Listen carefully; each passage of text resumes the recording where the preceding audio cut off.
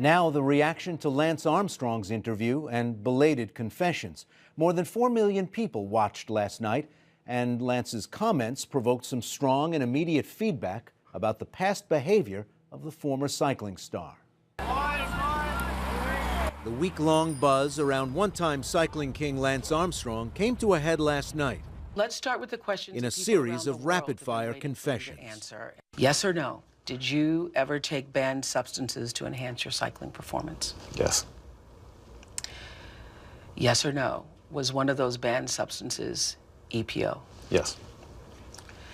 Did you ever blood dope or use blood transfusions to enhance your cycling performance? Yes.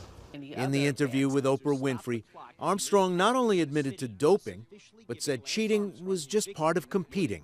Was it humanly possible to win the Tour de France without doping 7 times in a row? Not in my opinion.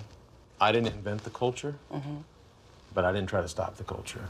Armstrong was stripped of his 7 Tour de France titles last year after the U.S. anti-doping agency accused him of masterminding an elaborate doping scheme. But until now, he had steadfastly and repeatedly denied the allegations. We have nothing to hide. We have nothing to run from. I've never taken performance-enhancing drugs. Anyone who suggested otherwise was attacked by Armstrong and his allies, as he acknowledged to Winfrey. I was a bully in the sense that that I tried to control the narrative, and if I didn't like what somebody said, and for whatever reasons in my own head, whether I viewed that as somebody being disloyal or as a friend turning on you or whatever, I tried to control that and said that, that's a lie, they're liars. Reactions were swift in coming. The former deputy director of the Tour de France criticized Armstrong's argument that, in effect, everybody was doping.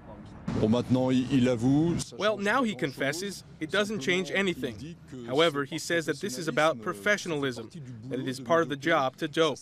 This is unbelievable, unacceptable, because every job has its own rules. He knowingly broke those rules. And to say this is to once again make a fool of the other cyclists, of his running mates, those who didn't dope.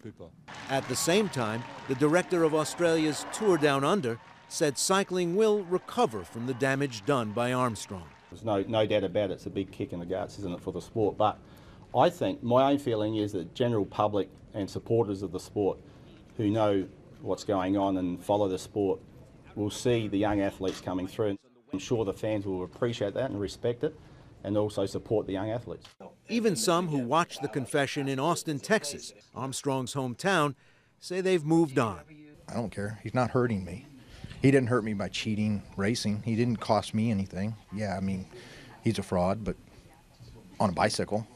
Part 2 of Oprah Winfrey's interview with Armstrong airs tonight.